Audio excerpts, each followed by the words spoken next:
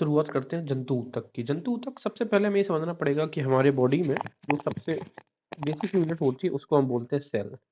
Cell से मिलके बनता है हमारे पास टिश्यू, ठीक है, और टिश्यू से मिलके बनता है हमारे पास ऑर्गन्स, ऑर्गन्स से मिलके बनता है हमारे पास सिस्टम, और सिस्टम से मिलके बनता है आपकी पूरा बॉडी। तो ये क्रम है, ये हमें पता होना चाहिए। स्टार्ट करते हैं। तो सबसे पहले साइंस की जो शाखा जिसमें टिश्यू के बारे में पढ़ा जाता है उसको हम बोलते हैं हिस्टोलॉजी। क्या बोलते हैं उसको? हिस्टोलॉजी। इसके अलावा इसका जो नामकरण है वो किया था मायर ने, और टिश्यू शब्द का सबसे पहले बार जो प्रयोग किया है वो किया है विंचट ने। स्टार्ट करते हैं। एनिमल टिश्यू की बात करेंगे तो जनरली ये 4 प्रकार के होते हैं। पहला जो है वो है एपिथेलियल टिश्यू, या इसी को कहते हैं उपकला। दूसरा है संयोजी ऊतक या कनेक्टिव टिश्यू, नाम से दिख रहा है इसका काम ही क्या है बॉडी का। आपका जो मसल्स होती हैं या जो बोन्स होती हैं इनके बीच में जो कनेक्शन बिठाना यही काम है। इसके अलावा मस्कुलर टिश्यू होता है, और एक होता है नर्वस टिश्यू, यानी कि जो नर्वस सिस्टम का निर्माण में काम करेगा। बोन जो हमारे स्पाइनल कॉर्ड्स होता है उसके निर्माण में काम करता है। शुरुआत करते हैं एपिथेलियल टिश्यू। अब आप इसके नाम में देखो, एक वर्ड हमें इंग्लिश में याद आता है एपिथेलियल को पढ़ने से, लीथल। लीथल का मतलब होता है घातक, और घातक का वर्ड कहाँ पे इस्तेमाल होता है? जहाँ पर हमारे ऊपर आक्रमण होता है। तो जनरली इस टिश्यू का जो काम है वो आक्रमण से बचाना, यानी कि प्रोटेक्शन का काम है। इसका क्या काम है? प्रोटेक्शन, संरक्षण का काम है। दूसरा इसका जो अदर काम है वो है एब्जॉर्प्शन का। एब्जॉर्प्शन का मतलब क्या होता है? किसी चीज को सोखना। एक्सक्रीशन भी होता है। एक्सक्रीशन का मतलब होता है किसी चीज का श्रावण करना, और इसका काम होता है डिफ्यूजन का, मतलब डिफ्यूज करके अन्य जगह बॉडी पर चीजों को पहुंचाना। शुरुआत करते हैं। एपिथेलियल टिश्यू के अपने 4 प्रकार हैं। सबसे पहले है squamous epithelium, columnar epithelium, cuboidal epithelium और सिलिएटेड एपिथेलियम। जनरली इनके जो नाम है, इनकी साइज के हिसाब से, इनकी बनावट का जो आकार है, इनका जो शेप है उसके हिसाब से इनके नाम रखे गए हैं। स्क्वैमस, इससे एस आ रहा तो ये सबसे सिंपल होगा, ठीक है। इसके अलावा क्यूबोइडल तो इनका आकार क्यूब के तरीके से होगा। कोलमनर का आकार कॉलम्स के तरीके के होते हैं, कॉलम होते हैं। और सिलिएटेड का आकार सिलिएशन के तरीके से होगा। एग्जाम्पल के तौर पे आप यहाँ पर देख सकते हैं। स्क्वैमस देखो सिंपल, सबसे पतले स्क्वैमस हमें देखने को मिल रहे हैं, राइट। तो ऐसे स्क्वैमस ऐसे सबसे सिंपल है। इसके अलावा आप देखेंगे क्यूबोइडल, इस स्क्वैमस से थोड़े आकार में बड़े दिख रहे हैं, क्यूबोइडल क्यूब के आकार के हैं।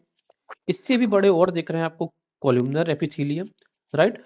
और ये हमें क्या दिख रहा है? स्ट्रेटिफाइड स्क्वैमस एपिथेलियम हमें यहाँ पर ये दिख रहे हैं, ठीक है। ये स्ट्रेटिफाइड स्क्वैमस एपिथेलियम है।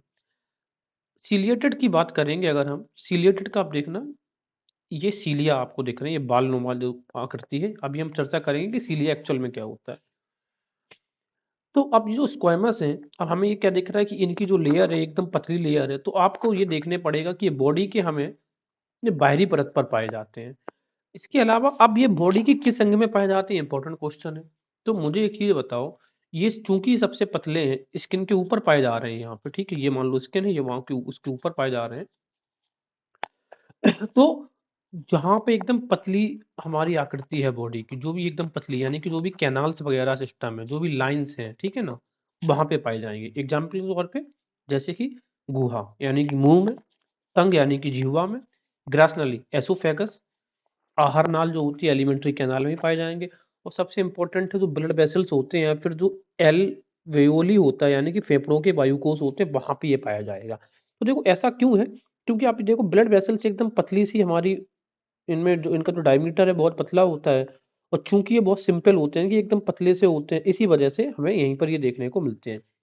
और जनरली इनका जो काम होगा वो काम क्या होगा? ब्लड वेसल से तो इनका काम क्या हो जाएगा? डिफ्यूजन का काम हो जाएगा, डिफ्यूज करना, ठीक है। इसके अलावा त्वचा की सतह पर स्थित सल्की या सल्काप एपिथेलियम त्वचा की सुरक्षा हेतु कई परतों में सजी होती है, ठीक है। प्रोटेक्शन का काम करती है, हम लोगों ने पहले भी डिस्कस किया है। तो ये कहाँ कहाँ पे होती है ये भी बता चुका हूँ कि दीवार पर लगी चपटी ईंटों की तरह दिखाई पड़ती है ना, ये क्योंकि एकदम पतले होते हैं ये। तो कहाँ कहाँ पे ये मिलता है? टंग में, ओसिफेगस, एलिमेंट्री कैनाल, ब्लड वेसल्स और एल्वियोली में।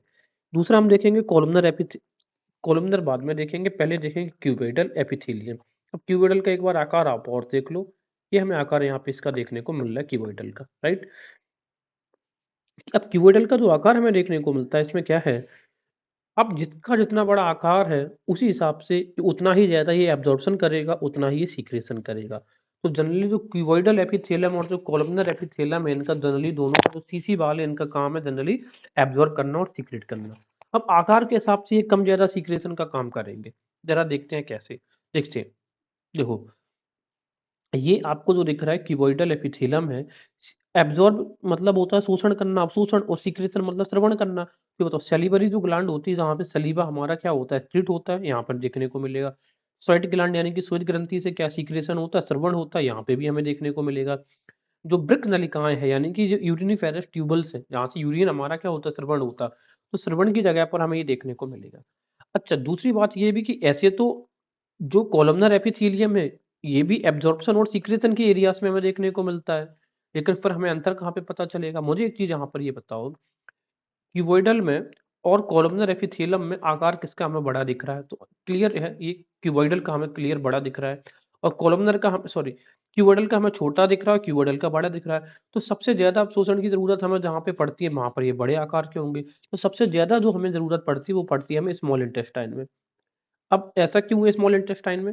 क्योंकि हमें ये पता है जो स्मॉल इंटेस्टाइन में जो पूर्ण पाचन होता है हमारे भोजन का, न्यूट्रिएंट्स का, वो कहाँ पे होता है? स्मॉल इंटेस्टाइन में। तो स्मॉल इंटेस्टाइन से ही ये शोषण होता है। अब ये जो आप ऊपर देख रहे हैं, इन्हीं को हम बोलते हैं विली है। ये क्या है? विली है। ये इन्हीं का काम है। मान लो यहाँ पे न्यूट्रिएंट्स हैं, तो यही शोषण करके बॉडी के आपको दूसरे जो ऑर्गन है वहां पे इनको ये सेंड करता है। तो ये हो गया आपका विलाई। विलाई का काम क्या है? एब्जॉर्ब करना। ठीक है। तो इसी को कहते हैं सूक्ष्म रसांकुर, रस अंकुर, रसों के लिए अंकुर जो जिसको बिली बोलते हैं होते हैं। ये आहार नाल के वैसे भाग में पाए जाते हैं जहां पदार्थों का अवशोषण तथा श्रवण होता है। ये मैंने बताया। तो ये विली, विली का मतलब हो गया हमारे बॉडी के एक तो ऊपर रोम होते हैं और बॉडी के अंदर रोम भी होते हैं, उनको विली बोलते हैं। ऐसे समझ सकते हैं आप मोटे तौर पे। तो देख लिया हमने। जनरली जो कॉलमनर एपिथेलियम और क्यूबॉइडल एपिथेलियम होता है, generally they are used for absorption and secretion. अब हमें आप पता कैसा होगा, कॉलम का आकार बड़ा होता है तो सबसे ज्यादा जहाँ पे एब्जॉर्प्शन एंड सीक्रेशन होता है वो एरिया हमारा छोटी, यहाँ तो यहाँ पर। और वन अन्य चीजें जैसे कि स्वेट ग्लैंड है, यूरिनिफेरस ट्यूबल्स है, ये सब यहाँ पर क्यूबॉइडल एपिथेलियम वहाँ पे हमें टिश्यू देखने को मिलते हैं। इसके अलावा आता है सीलिएटेड एपिथेलियम। देखो, सीलिया जनरली का मतलब ये है कि सीलिया कुछ बालनुमा स्ट्रक्चर्स होते हैं इस तरीके के, ठीक है ना। अब ये जनरली होते हैं, इनके आसपास जो भी फ्लूइड भरा रहता है ये सेल को मूव ऑन कराते हैं। तो सीलिया है ना, जनरली इस्तेमाल होता है for the movement of cell, cell के मूवमेंट के लिए, और कभी कभार ये एब्जॉर्प्शन के लिए भी इस्तेमाल होते हैं सीलिया, ठीक है ना। तो अब सीधी सी बात यहाँ पर है कि जो सीलिएटेड एपिथेलियम, इनके नाम से ही दिख रहा है जनरली मूवमेंट का मतलब है। तो जिन एरियाज पे कोई भी चीज सेल्स मूव करते हैं उन एरियाज पे, जैसे कि जिनकी मुक्त सतह पर रोम है, जैसे कहाँ-कहाँ पे? अंडवाहिनियों में, श्वास नली, आवागमन होता है हवा का, और मुख गुहा में ये सब पाई जाती है सीलिएटेड एपिथेलियम। ठीक है, मूवमेंट के एरियाज में। अब बात करते हैं हम कनेक्टिव टिश्यूज की। तो कनेक्टिव का मतलब ये कनेक्ट करना किसी चीज को, यानी कि दो चीजों को जोड़ना। अब बात ये है, ऐसे इससे ज्यादा समझते, देखो आपकी बॉडी में या तो हड्डी हड्डी हो सकती है, ठीक है, या फिर आपकी बॉडी में ये हड्डी हो गई यानी कि ये बोन हो गई, ये भी बोन हो जाती है। इसे हम मान लेते हैं ये जो एरिया ये मसल्स का है। तो अब ये हड्डी-हड्डी एकदम कनेक्ट नहीं होती है। इनके बीच में क्या होता है, इनके बीच में कुछ ना कुछ पदार्थ जो होता है वो फिल रहता है, ठीक है ना? जो इनको जोड़ने का काम करते हैं इन दोनों को, ठीक है? इस तरीके से कुछ ना कुछ फिल होता है। इसी वजह से ये जो पदार्थ है, यही है आपका जो है, जो वो टिश्यू है मान लेते हैं, ठीक है ना? और ये इनको क्या करना है, जोड़ने का काम कर रहा है। इसी वजह से इनको कहा जाता है जोड़ने का काम। एक्चुअली में अब ये कण के आकार के नहीं, फाइब्रस आकार के होते हैं। फाइब्रस का मतलब एक तरीके से जालीनुमा होते हैं, ठीक है ना? जैसे फाइब्रस का मतलब हो गया धागे की नुमा। और ये कैसे होते हैं? लचीले भी होंगे। सीधी-सी बात है, अगर लचीले नहीं होंगे तो अब ये आपस में ये चीज़ें कनेक्ट कैसे होंगी, बेंड कैसे होंगे? ज़रा देखते हैं क्या कह रहे हैं यहाँ पे। अंतरकोशीय जो पदार्थ होता है इसको मैट्रिक्स बोलते हैं, ठीक है? अब देखो कोशिका के अंदर, कोशिका मान लो ये इसके अंदर जो पदार्थ होता है, धागानुमा जो स्ट्रक्चर्स होते हैं उनको हम क्या बोलते हैं? मैट्रिक्स होता है, ठीक है? और जो मैट्रिक्स होता है ये फाइब्रस होता है, ठोस भी होते हैं, यानी कि जो एक धागा होता है वो अपने आप में ठोस होगा, लेकिन जब स्ट्रक्चर बनाता है ये लचीला होता है, जेली की तरह तरल होता है, सघन या कठोर अवस्था में रह सकता है, ठीक है? इसके अलावा आंतरिक अंगों के रिक्त स्थानों में भरी रहती है। रिक्त स्थान बताए हैं, ये एरिया कैसा है? रिक्त स्थान है, यहीं पर ये भरी रहेगी। संयोजी ऊतक आंतरिक अंगों के रिक्त स्थानों में भरी रहती है। इसके अतिरिक्त ये रक्त नलिकाओं या और तंत्रिका नर्वस के चारों ओर तथा अस्थि मज्जा, बोन मैरो में भी ये सब पाई जाती हैं। अब आगे देखेंगे कि जो कनेक्टिव टिश्यू है, इनका ये भी डिफरेंट डिफरेंट टाइप्स के हो सकते हैं जो कनेक्टिव टिश्यूज हैं। वास्तविक संयोजी ऊतक होता है, इसको हम कनेक्टिव टिश्यू प्रॉपर बोलते हैं। स्केलेटल टिश्यूज होते हैं, फ्लूइड टिश्यू होते हैं। फ्लूइड का मतलब है तरल है जो। अब आपकी बॉडी में एक ही टिश्यू है जो तरल है, उसको हम बोलते हैं ब्लड या वस्कुलर टिश्यू, वही है। अब जो प्रॉपर कनेक्टिव टिश्यू है ये जनरली दो टाइप के हो सकते हैं। एक तो आपको ये दिख रहा है एरियोलर, दूसरा है एडिपोस। एडिपोस ही फैटी टिश्यू होता है, यानी कि वसा युक्त, ठीक है ना। तो एरियोलर के में भी आप देखेंगे तो जनरली क्या देखा है कि कनेक्टिव टिश्यू प्रॉपरली दो पार्ट्स हैं, इनके जनरली दो पार्ट्स में डिवाइडेड है, एरियोलर और एडिपोस। एडिपोस को ही फैटी टिश्यू बोल रहे हैं, एरियोलर को भी अब 5 पार्ट्स में डिवाइड किए हैं। सबसे पहला जो है वो है फाइब्रोब्लास्ट। क्या है? फाइब्रोब्लास्ट। अब फाइबर से इसके नाम में छुपा है फाइबर, फाइब्रोब्लास्ट है। ये अब फाइबर क्या, धागे नुमा, तो सीधी सी बात है, चपटी भी होंगे। शाखीय का मतलब इस तरीके के आकार के होंगे, जैसे पेड़ में शाखाएं कैसे निकलती हैं। मान लो पेड़ में शाखाएं इस तरीके से निकलती हैं ना, फिर यहाँ से एक शाखा निकल गई, इस तरीके से पूरा एक बड़ा सा सिस्टम बना लेते हैं। इस प्रकार के जो सेल्स होते हैं, ठीक है, वो तंतु बनाते हैं। तंतु का मतलब है कोई ढांचा बना लेती है एक तरीके से। इसके अलावा होता है हिस्टोसाइट्स। हिस्टोसाइट्स जनरली चपटी होते हैं, और सबसे बड़ी बात ये अनियमित आकार होता है, इनका कोई रेगुलर शेप नहीं होता है, फिक्स्ड शेप नहीं है, केंद्रक होता है इनमें। और सबसे इंपॉर्टेंट जो है एग्जाम में पूछा जाता है वो ये कि ये जीवाणुओं का भक्षण करने वाले कौन सा है? हिस्टोसाइट्स करते हैं इनका भक्षण, ठीक है। इसके बाद आता है प्लाज्मा सेल्स। प्लाज्मा सेल्स की बात करेंगे, इनके जो आकार होता है वो गोल आकार होगा या फिर अंडाकार होगा, इस तरीके का कुछ, ठीक है। और एंटीबॉडी का निर्माण करती है। प्लाज्मा सेल्स हमारे किसका निर्माण करते हैं? एंटीबॉडीज का। और ये एग्जाम में कई बार पूछा जा चुका है।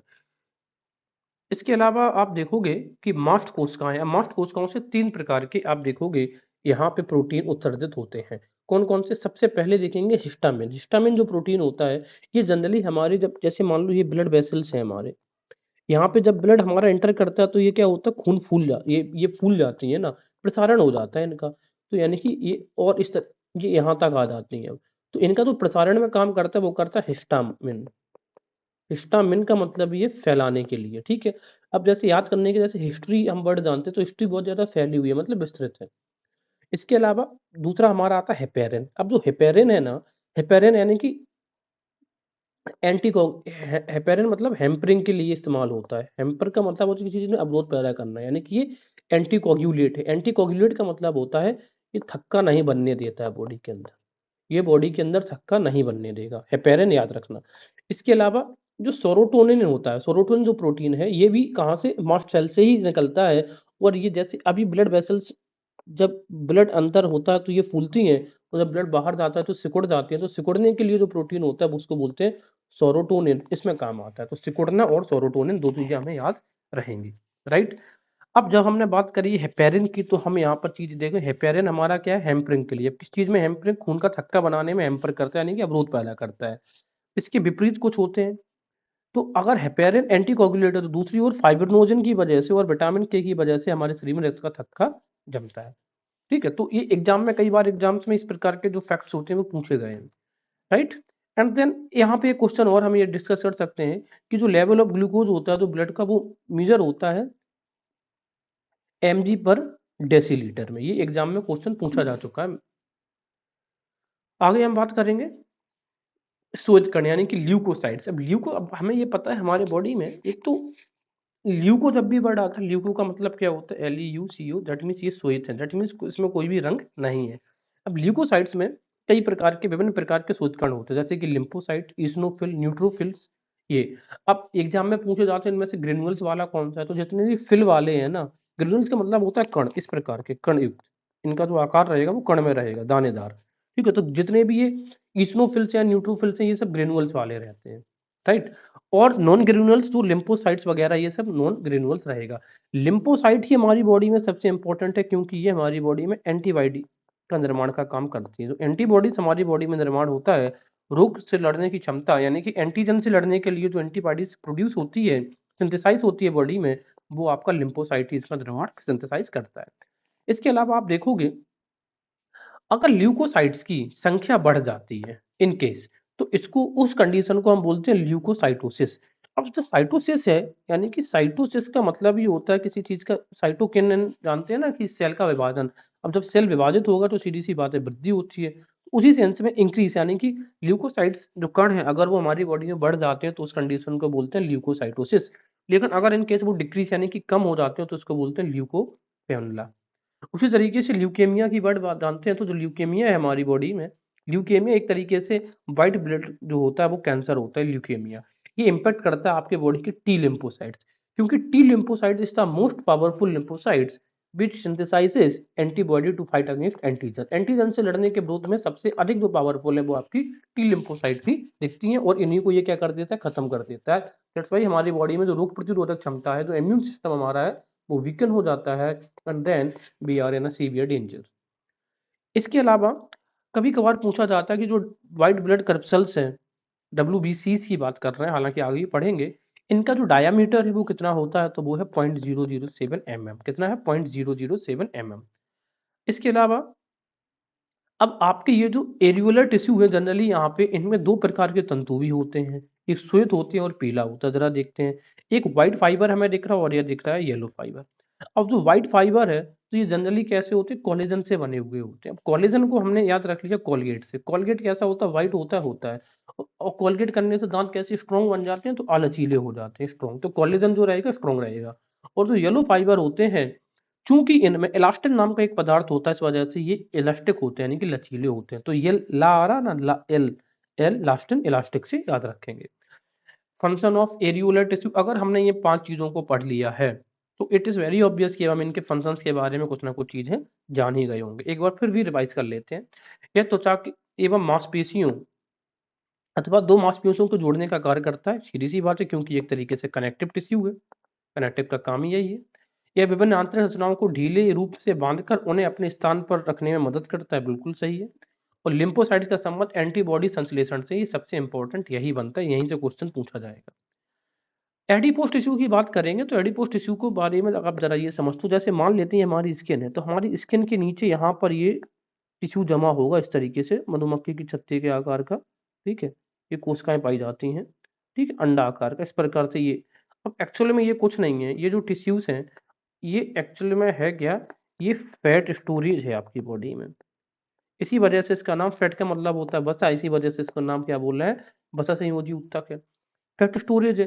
अब मुझे एक चीज आप ये बताइए, अब जब ये फैट स्टोरेज, और सीधी सी बात है बाहर की चीजों से ये आपका क्या कर रहा है, ये आपके प्रोटेक्शन तो करेगा ही करेगा। तो पहला काम इसका क्या होगा, पहला फंक्शन प्रोटेक्शन कर रहा है। दूसरा काम ये है कि अब आप बॉडी में जो न्यूट्रिशन इंटेक करते हैं वो क्या करते हैं, कार्बोहाइड्रेट, ठीक है ना, कुछ कार्बन होता है, कुछ हाइड्रोजन होता है आपकी बॉडी में, ठीक है। इसके अलावा आप विटामिन जानते हैं, विटामिन तो हालांकि टूटते नहीं है कभी बॉडी में। ग्लूकोज मतलब जो कार्बोहाइड्रेट्स के फॉर्म में जो होता है वो ग्लूकोज होता है। और तो अब बॉडी में जब आप ये सब इनटेक करते हैं और आपकी बॉडी जब कंटिन्यू काम करती है तो सबसे पहले ये सब खर्च होते हैं। सबसे पहले जो खर्च करती है बॉडी, इन सबको खर्च करती है, क्योंकि जो जल्दी पच जाते हैं, कार्बोहाइड्रेट सबसे जल्दी पचता है तो सबसे जल्दी इसको खर्च करेगा। और फैट सबसे बल्की होता है, सबसे हार्ड होता है, तो ये देर में पचता है, तो ये यहीं पे रखा रहता है। इन केस ऐसा हो कि आपकी बॉडी में ये सब आपको न्यूट्रिशन मिल ही ना रहा हो, तो फिर ये जो एडिपोज जो टिश्यू होगा वो क्या करेगा, ये जो फैट स्टोरेज है आपकी बॉडी के अंदर, फैट यहाँ पे ये जो रखा है, इसका उपयोग वो करना लगेगा। लेकिन अगर ये बहुत ज्यादातर जम गया आपकी बॉडी में तो आप इससे फैटी भी हो जाते हैं, मोटे हो जाते हैं। इसी से आप कह सकते हैं कि चर्बी, इसी को हम चर्बी भी बोल सकते हैं जब ज्यादा हो जाए। तो आप ये समझिए जरा, एक्सरसाइज जब हम करते हैं तो एक्सरसाइज करने का मतलब क्या है, एक तरीके से हम काम कर रहे हैं, और जब हम काम कर रहे हैं तो सबसे पहले हमारी बॉडी ये चीजों को खर्च करेगी जो बहुत जल्दी तरीके से डाइजेस्ट हो जाते हैं, ठीक है। तो इसी वजह से एक्सरसाइज में क्या होता है कि हम ये अपनी बॉडी को ये तो खर्च करा ही देते हैं, और एक्सरसाइज करते हैं अपनी बॉडी को, और पुशअप करते हैं और पुश करते हैं, और फिर हमारा जो फैट होता है ये काम में बॉडी लाती है, तो धीरे धीरे इसकी परत कम होती चली जाती है। इस तरीके से हम क्या देखते हैं, एक्सरसाइज के थ्रू हमारा बॉडी के अंदर क्या होता है, पेट क्या होता है, कम होने लग जाता है, राइट। तो इट वाज ओवरऑल एक तरीके से डिस्क्रिप्शन था हमारा। अच्छा, जनरली तो हमने अभी क्या देखा है, आपको क्या बताया कि जनरली स्किन के नीचे होता है, लेकिन एक केस बहुत रेयर केस है, ये मेढक का जो ब्रिक होता है, ब्रिक का मतलब हो गया किडनी, मेढक की किडनी के ऊपर ये जो एडिपोज टिश्यू है वो मेढक की किडनी के ऊपर पाए जाते हैं, जब बल्कि अन्य सभी की किस्में स्किन के नीचे। इसी तरीके से आप देखेंगे जो ठंडे प्रदेश के जो जानवर होते हैं उनकी स्किन मोटी, वो जनरली बल्कि दिखते हैं, जैसे कि आपने पोलर बियर देखा होगा, फिर वो आपको बल्कि दिखते हैं। इवन आपने रेंडियर देखा है। अब रेंडियर एक तरीके से जो ठंडे इलाकों में पाई जाती वाली हिरण का एक प्रजाति है। अब आप ये जो ट्रॉपिकल एरियाज में जो हिरण देखने को मिलती है उसको देखो और रेंडियर को देखो, ये बल्कि दिखेगा। पोलर बियर ये बल्कि दिखेगा, पेंगुइन क्या है ये भी बल्कि दिखता है। ये it is all because adipose tissue के कारण होता है और ये इनको सुरक्षित करते हैं गर्म रखने में, ठीक है। इसके अलावा व्हाइट फाइब्रस टिश्यू और येलो फाइब्रस टिश्यू का काम क्या है? जो व्हाइट फाइब्रस टिश्यू होते हैं टेंडन को जोड़ने का, ये निर्माण करते हैं टेंडन का। किसका निर्माण करते हैं? व्हाइट वाले निर्माण करते हैं टेंडन का और येलो वाले निर्माण करते हैं लिगामेंट। तो ये एल एल आ रहा, एल से लिगामेंट। जो टेंडन का काम होता है, टेंडन का मेनली जो काम है वो क्या है? मसल और बोन को जोड़ना, मसल और बोन को जोड़ना। और लिगामेंट का जो काम होता है वो होता है बोन और बोन को जोड़ना। तो ये इंपॉर्टेंट चीजें याद देखते हैं। रेटिकुलर कन्वेक्टिव टिश्यू में बहुत ज्यादा कुछ हमें याद नहीं रखना है। ये याद रख लो, ये कहाँ पे? स्प्लीन में, लीवर में और अस्थि मध्य यानी कि बोन मैरो में ये देखने को आपको मिलता है। इसके अलावा बात करते हैं स्केलेटल टिश्यू के बारे में। स्केलेटल का मतलब होता है हमारे पास में ढांचा, है ना। जो ढांचा हमारी बॉडी का मतलब उसको स्केलेटन बोलते हैं। अब हमारे बॉडी में दो चीजें हो सकती हैं। क्या क्या हो सकता है? या तो कार्टिलेजिनस टिश्यू हो सकता है या फिर हमारी बॉडी में बोन हो सकती है, हड्डी। अभी जरा दोनों को समझ। हड्डियों के बारे में हम जानते हैं ये जनरली कैल्शियम बनी होती हैं और जनरली क्या होती है? ठोस होती हैं, ये हमें पता है। इससे जस्ट अपोजिट अगर आप विपरीत देखेंगे तो ये जनरली कोलेजन फाइबर के बने होते हैं और ये क्या होती हैं? लचीले होते हैं। क्या? कार्टिलेजिनस टिश्यू जो होते हैं, कार्टिलेजिनस जो टिश्यू होते हैं ये कोलेजन फाइबर के बने होते हैं और क्या होते हैं? और छोटे छोटे महीन होते हैं, लचीले भी होते हैं। अस्थियां एकदम इनके विपरीत होती हैं और ये ठोस होती हैं। इसके अलावा हम क्या देखेंगे? इसके मैट्रिक्स की जो रचना होती है एक प्रकार के प्रोटीन से होती है, उस प्रोटीन को क्या कहते हैं? कॉन्ड्रिन कहते हैं, ठीक है। और इसमें जो कोशिकाएं रहती हैं उनको हम कहते हैं कॉन्ड्रियोब्लास्ट। तो कॉन्ड्रिन और कॉन्ड्रियोब्लास्ट। इसके अलावा ये जिसमें ये भी बंद रहता है ना, ये जो जो परत ऊपर की रहती है इसको हम बोलते हैं पेरिकॉन्ड्रियम। इसको इसी तरीके से अगर आप बात करेंगे, अब ये कहाँ पर पाई जाएंगी? तो ये जो बाह्य कर्ण है, कर्ण का बाहर का हिस्सा जहाँ पे लचीलापन दिखेगा, नाक में भी थोड़ा बहुत लचीलापन दिखता है, श्वास नाली, कंठ, स्टर्नम, ठीक है। ये और ये इनवर्टेब्रल स्पेसेस में ये सब पाए जाएंगे। क्या पाए जाएंगे? आपके कार्टिलेजिनस। जहां पे थोड़े से कोमल एरिया देखेंगे वहां पे कार्टिलेजिनस एरियाज, कार्टिलेजिनस टिश्यूज पाए जाते हैं। अब जो बोन है, बोन को हम क्या बोलते हैं? ऑस्टियोब्लास्ट कहलाते हैं। इनकी जो कोशिकाएं होती हैं बोन की क्या बोलते हैं? ऑस्टियोब्लास्ट। ऑस्टियोलॉजी हम जानते हैं हड्डियों का अध्ययन होता है। इसके अलावा ये है, अब ये चीज एक चीज और तरह देखो, इसमें कोशिकाओं के चारों ओर जो द्रव भरा रहता है उसको क्या बोलते हैं? लैकुना बोलते हैं। जबकि हड्डियों की कोशिकाओं की ओर चारों तरफ जो द्रव भरा रहता है उसको लैकुनेई बोलते हैं। ये मूल अंतर, जरा ये इसको समझने की कोशिश करिए, लैकुना और लैकुनेई। अब देखो ए आ रहा है तो ये ए वाला तो हो जाएगा आपका कार्टिलेजिनस। अब बोन में ई इसमें लास्ट में आता तो इसमें ई आ रहा है लास्ट में, तो लैकुनी, ठीक है। तो लैकुनी बोन वाला, अस्थि लैकुनी। आगे देखते हैं। बस इतनी चीज याद रख लेते हैं और ज्यादा कुछ हमें इसमें खास याद रखनी नहीं है। एक चीज क्या याद रखना है? हैबर्सियन तंत्र मान लेते हैं कि ये हड्डियों से रिलेटेड है, बस इतना याद रख लो। जो वर्ग मैमेलिया की स्थितियों के प्रमुख पहचान है, ठीक है। जो हैबर्सियन सिस्टम है, बहुत ज्यादा क्वेश्चन नहीं पूछे जाते हैं। देखो हमें पढ़ना है जीएस, अब सब कुछ इसी में नहीं पढ़ लेना। तरल ऊतक या संवहनीय ऊतक में हमें देखने को मिलेगा ब्लड। ब्लड में करप्सल्स होते हैं, दो चीजें से मिलकर ब्लड बनता है। ब्लड दो चीजों से मिलकर बनेगा, एक प्लाज्मा से मिलकर बनेगा, दूसरा करप्सल से। अगर हम सबसे पहले प्लाज्मा की बात करें तो 55% होता है पासे प्लाज्मा, पासे 55% ब्लड का। उसमें से भी प्लाज्मा का 90% वाटर होता है और 10% होता है प्रोटीन। करप्सल्स की बात करें तीन प्रकार की, आरबीसीज, रेड ब्लड करप्सल्स इसी को बोलते हैं एरिथ्रियोसाइट्स, डब्ल्यूबीसीज इसी को बोलते हैं व्हाइट ब्लड करप्सल्स इसी को बोलते हैं ल्यूकोसाइट्स, या फिर इसको बोलते हैं हम प्लेटलेट्स या एम्बोथ्रोसाइन, ठीक है। तो ये तीन तरीके से मिलकर बना है। अब हम बात करेंगे आरबीसीज की। आरबीसीज की बात करें, रुधिर कणिकाओं का 90% होती है। जो लाल सबसे ज्यादा क्या होती है संख्या? आरबीसीज की होती है। और सबसे बड़ी बात ये केवल कशेरुकी प्राणियों में ही पाए जाते हैं। कशेरुकी प्राणियों का मतलब क्या हो गया? जो रीढ़ वाली हड्डी के प्राणी है वही उन्हीं में पाया जाएगा, ठीक है। और एक चीज हमें ये भी याद रखनी है कि अब इनको हम जो रेड कलर है वो किस कारण है? इनका कारण दो है, एक है हीम और एक है ग्लोबिन। तो हीम है रंजक, हीम जहाँ पे हेमेटाइट वगैरह होता है तो लाल रंग का हमें अंदेशा होता है। तो ये रंजक का मतलब है रंगने वाला, ठीक है। और ये होता है ओनली 4% और ग्लोबिन होता है आपका 96%। ग्लोबिन एक तरीके का प्रोटीन है, इसकी मदद से ये होता है। अब जो ये हीम रंजक जो होता है, ठीक है ना, इसके जो सेंटर होता है इसमें एक आयरन का यानी कि Fe का अणु होता है। इसकी खासियत ये है कि अपने आसपास ये ऑक्सीजन को बांध लेता है और ये बांध के जाता है पूरे ब्लड पूरे बॉडी में घुमाता है, वहीं पे उसको छोड़ देता है, वापस आ जाता है, कार्बन डाइऑक्साइड के रूप में ये बाहर निकल जाती है। बात समझ में आ गया? तो ये पूरा एनालिसिस और सिंथेसिस है आपका हीमोग्लोबिन या ब्लड सर्कुलेशन या जो ब्लड डिफ्यूजन हो रहा है बॉडी में उसका। दूसरी चीज यही है कहाँ पर ये जनरली बोन मैरो में इसका का निर्माण होता है, और इसका जो डेड होता है उसको वो कहाँ पे, लीवर या स्प्लीन में। इसी वजह से प्लिया को रेड ब्लड क्रिस्टल्स का क्या बोलते हैं, मृत्यु घर बोलते हैं, ठीक है, शमशान बोलते हैं। दूसरी बात ये भी है कि ये जो आरबीसीज होता है, इनके जो सेंटर, उनका जो होता है, इनमें जो जीव द्रव्य में केंद्रक नहीं होता, न्यूक्लियस नहीं होता, ठीक है, इसमें न्यूक्लियस नहीं होता। लेकिन जो कैमल होता है वो एकमात्र ऐसा मैमल है जिसके आरबीसीज के उसके जीव द्रव्य में केंद्रक पाया जाता है। मैं फिर से रिपीट करता हूँ, जनरली मैमल्स के जीव द्रव्य में केंद्रक नहीं पाया जाता है, लेकिन कैमल के आरबीसीज में केंद्रक पाया जाता है। उनका निर्माण कहाँ होता है, बोन मैरो में, बता दिया। और इनकी डेथ कहाँ पे होती है, लीवर, स्प्लीन या प्लीहा में। बात करते हैं श्वेत रुधिर कणिकाएं की, पहले भी हमने डिस्कस किया है। न्यूट्रोफिल्स, यूसिनोफिल्स, बेसोफिल्स, जितने भी फिल वाले हैं ये तीन के तीनों आपको देखने को मिलेंगे, ये ग्रेनुअल्स फॉर्म में मिलेंगे। इसके अलावा जो लिम्फोसाइट्स और मोनोसाइट्स हैं ये जनरली क्या काम करते हैं, आपके बॉडी का संरक्षण का। लिम्फोसाइट्स उसमें से आपका क्या काम करती है, ये आपके बनाती है एंटीबॉडीज का काम, निर्माण का काम करता है। बाकी जो सब रहेंगे वो सब, जैसे कि जो मोनोसाइट्स वगैरह हैं या फिर न्यूट्रोफिल्स, ये सब जीवाणुओं को नष्ट करने का काम करते हैं, ठीक है। अब लिम्फोसाइट्स में भी लिम्फोसाइट बी होता है, लिम्फोसाइट टी होता है और एनके होता है। जब ल्यूकीमिया किसी व्यक्ति को होता है तो लिम्फोसाइट टी का ह्रास हो जाता है। इसके बाद हम देखेंगे रुधिर प्लेटलेट्स या थ्रोम्बोसाइट्स, जिसको हम प्लेटलेट्स बोलते हैं, ब्लड प्लेटलेट्स और थ्रोम्बोसाइट्स।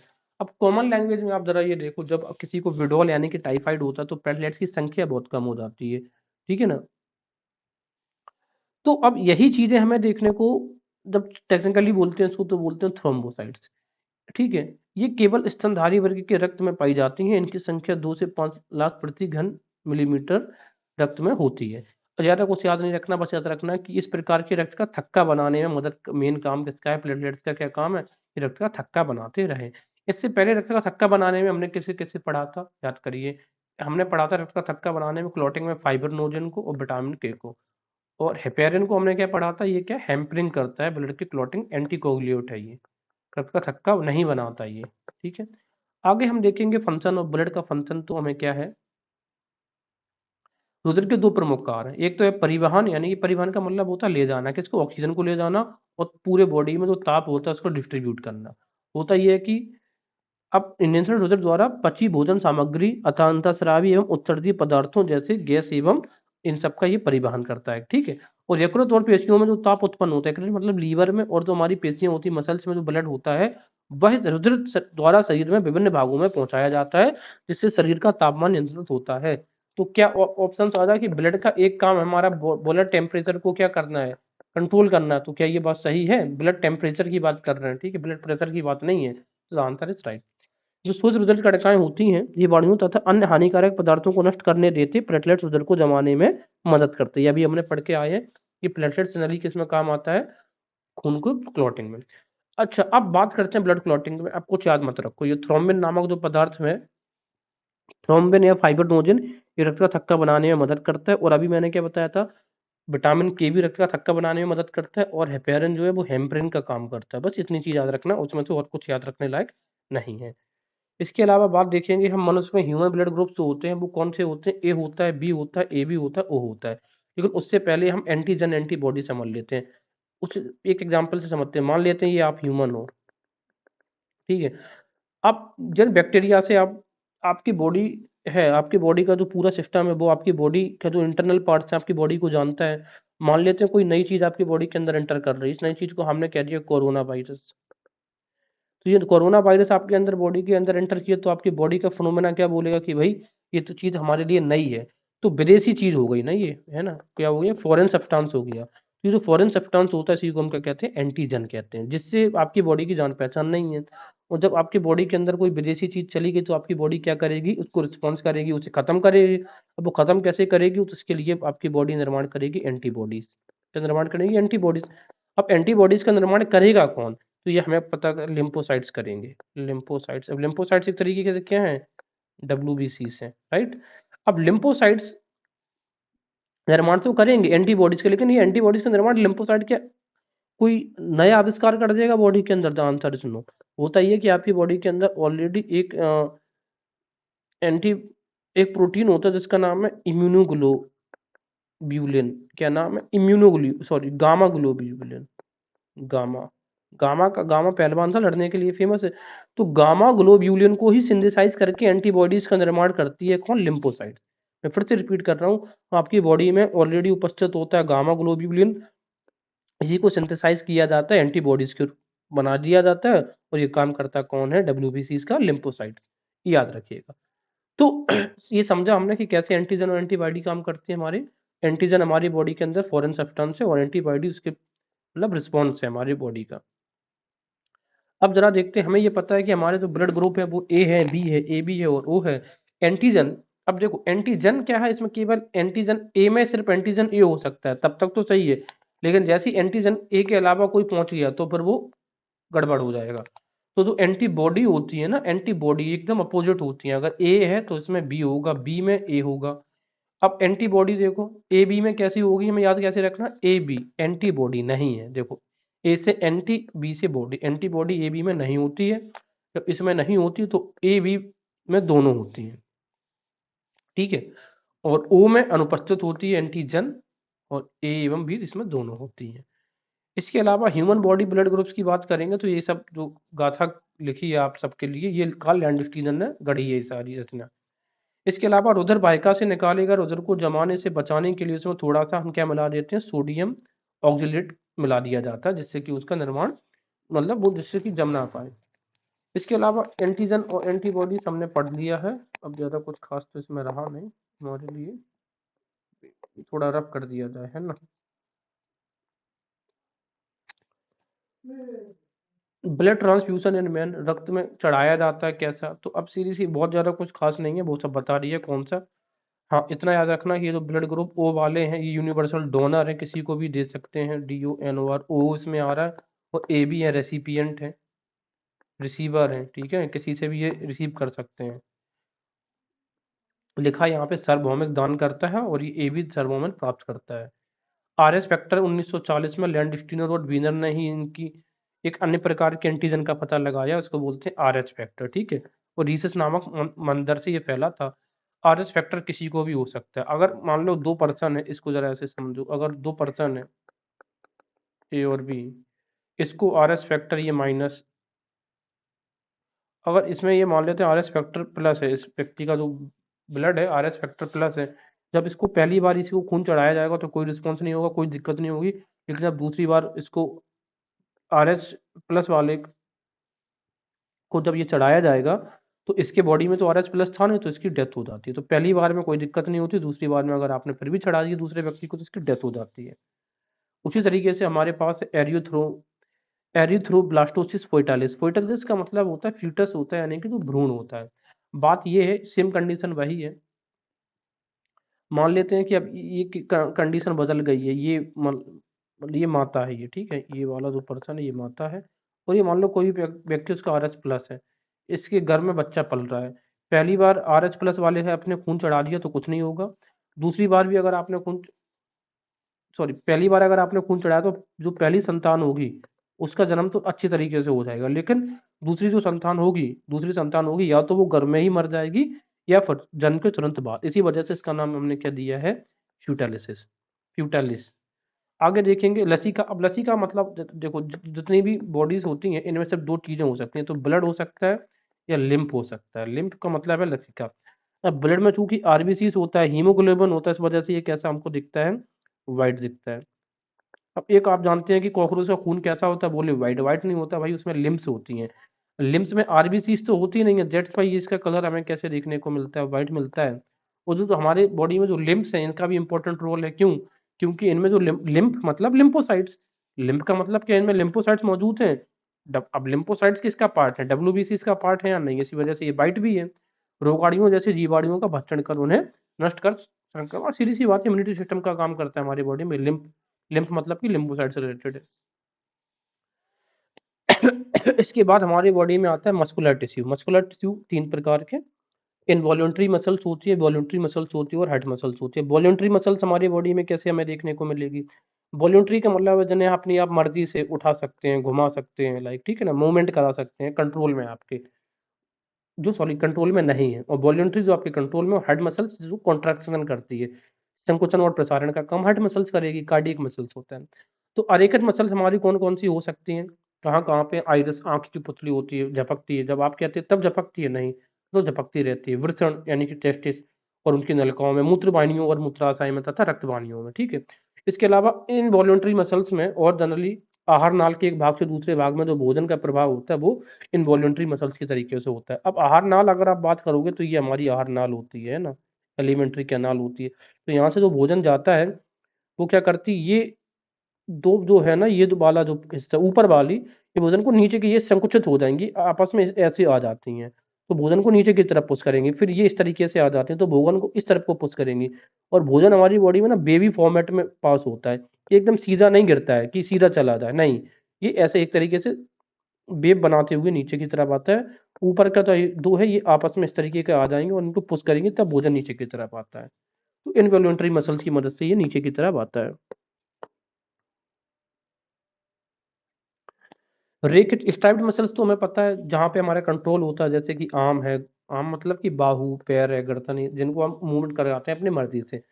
एक चीज याद रखने लायक ये है कि ये पूरे बॉडी का 50% भार बनाती है। कार्डियक मसल्स का इम्पोर्टेंट काम है कॉन्ट्रैक्शन एंड एक्सपेंशन करना। हृदय धक धक होता है, जब वो श्रिंक होता है तो उसको हम बोलते हैं कॉन्ट्रैक्शन, और जब वो एक्सपांड होता है तो एक्सपांशन बोलते हैं, ठीक है। एक तरीके की इनवॉल्यूंटरी मसल है। इसके बाद आता है तंत्र का तंत्र, स्पाइनल कॉर्ड, ठीक है। अब ये पूरा जिसको आप जो देख रहे हैं इसी को हम क्या बोलते हैं, साइटन बोल रहे हैं। और इनमें जो प्रोटीन रंगीन कण होते हैं उनको हम निसल्स कण बोलते हैं। क्या बोलते हैं? निसल्स कण। अब आप ये देखो, सबसे पहले सेंट्रोन, ये इस तरीके की जो आकृति दिख रही है जहाँ पे गड्ढा सा दिख रहा है, ये सेंट्रोन बोलते हैं। अब डेंड्राइट हम जानते हैं ना, जैसे कि शाखा वाली एरिया होता है डेंड्राइट, तो यहाँ से जो नोड है इसको डेंड्रोन बोलते हैं, और एकदम जो टिप है ना, इसको डेंड्राइट बोलते हैं, टिप को। इसके अंदर ये कोशिका द्रव भरा हुआ, ये आपका केंद्रक दिख रहा है हमें। इसके अलावा ये जो है, ये आकार, ये माइलिन बोला जाता है। ये जहां से एकदम मोटे सा जो आकार निकलते हैं, एक्सन हिलॉक है। ये एक्सॉन है। एक्सॉन जनरली मैसेंजर का काम करते हैं, न्यूरॉन्स में मैसेज भेजने का काम इसका एक्सॉन का है। और जहां पर आपको ये डिप दिखाई दे रहा है, इसको नोड ऑफ रेनवियर बोलते हैं। नोड का मतलब होता है जहां पर गांठ बन रही हो। ये है आपकी न्यूरेलीमा, जिसके अंदर ये जो पदार्थ आपको भरा दिख रहा है, और ये सूत्रयुग्मन गांठ है, ये तंत्रिका का निर्माण करते हैं। साइटन के जो समूह होते हैं उनको क्या बोलते हैं? गैंग्लिया। एक तो ये एक साइटन है, इसके जब बहुत ज्यादा आ, समूह बन जाता है उसको हम बोलते हैं गैंग्लिया। तंत्रिका ऊतक से, जो तंत्रिका ऊतक जो अब हम यहाँ पर देख रहे हैं, इससे मस्तिष्क एवं मेरू रज्जु यानी कि स्पाइनल कॉर्ड का निर्माण होता है। स्नैपेस क्या होता है? एक न्यूरॉन के एक्सोन के अंतिम छोर की शाखाएं दूसरे न्यूरॉन डेंड्राइट से जुड़कर सिनेप्स बनाती हैं, ठीक है। सिनेप्स का मतलब होता है आपस में जब जुड़ती हैं। तो ये था हमारा पूरा टॉपिक ऊतक से रिलेटेड। Thank you.